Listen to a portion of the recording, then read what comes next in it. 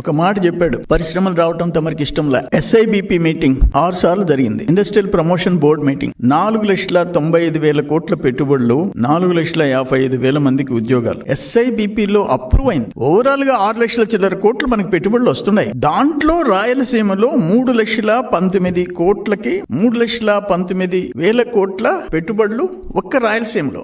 ఇవన్నీ మీ కంటికి కనపడటం లేదా? ఒక మంచి ఇండస్ట్రీ వస్తుందంటే ఇన్సెంటివ్ గా భూములు ఉచితంగా ఇచ్చిన సందర్భాలు ఉన్నాయి. భూములు ఉచితంగా ఇచ్చి, అటువంటిది నువ్వు ఉర్సా గురించి ఏం చెప్తున్నావు? ఉర్సా రూపాయి ఇడ్లీ వడ, మంచి పరిశ్రమ వస్తుంటే, పెట్టుబడి వస్తుంటే 99 పైసలు అంట, రూపాయి అంట ఇడ్లీ వడ రేటుకి మీరు ఎకరా భూమి ఇస్తారా అని మాట్లాడినాడు. నేను ఒక్క మాట అడుగుతున్నా జగన్మోహన్ రెడ్డిని. 3 ఎకరాల 50 సెంట్లు ₹1,00,00,000 ఐటీ పార్క్ కి. దాంట్లో 3.5 ఏకర్స్ ₹1,00,00,000. 56 ఎకరాల 36 సెంట్లు, ఎకరా 50 లక్షలు ఉర్సాకి ఇచ్చింది. ఒక్క పని చేస్తాం, తమరు ఎమ్మెల్యే, నేను ఎమ్మెల్యే. తమరు ఎల్హంకలో విశ్రాంతి తీసుకుంటూ అప్పుడప్పుడు వచ్చి ఇటువంటి సొల్లు కబుర్లు చెప్పిపోతారు. ప్రజలు నమ్మించేదానికి మోసం చేస్తారు. మీరు చేసిన విధ్వంసం ఇప్పటికే మర్చిపోలేకపోతున్నారు. నేను ఒకటే అడుగుతున్నా, నేను తమరిని, ఇది కన్నా రూపాయికి ఇచ్చుంటే, ఇడ్లీ వడ రేటుకి ఇచ్చుంటే నేను రాజీనామా చేస్తా. సర్వేపల్లి నుంచి వచ్చి ఇక్కడికి వచ్చి రాజీనామా చేస్తా. తమరు ఎల్హంక నుంచి వచ్చి పులివెందులకు రాజీనామా చేయండి. పులివెందుల ఎమ్మెల్యేగా, నేను సర్వేపల్లి ఎమ్మెల్యేగా రాజీనామా చేస్తా. ప్రిపేర్ అవుతాం, ప్రజల తీర్పుకు కూడా ప్రిపేర్ అవుతాం. అంటే ఇంత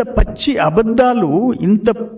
అబద్ధాలు తమరు చెప్తే, తమరు అసలు వ్యవస్థల్ని 14th ఫైనాన్స్ పంచాయతీల్ని కూడా ముంచేసిన వాళ్ళు మీరు. తమరు వనరుల గురించి, ఆర్థిక వ్యవస్థ గురించి నువ్వు మాట్లాడతావా? 14th finance, 15th finance, SC/ST sub plan, central government ఇచ్చే షేర్లు, ఒక ఇరిగేషన్ వ్యవస్థ, వ్యవసాయ శాఖ, నీటిపారుదల శాఖ, రోడ్లు భవనాల శాఖలు, పంచాయతీలు, చిన్న పంచాయతీలు, అవి కూడా నువ్వు బటన్ నొక్కి వెనక్కి తీసుకున్నవి. తమరు మాట్లాడతారా? మద్యం తాగిస్తానని చెప్పేసి అప్పులు తీసుకున్న వాళ్ళు తమరు మాట్లాడతారా? నాకు అర్థం కావటం లే. అయితే ఇప్పుడు ఏంటంటే, మైనింగ్ లో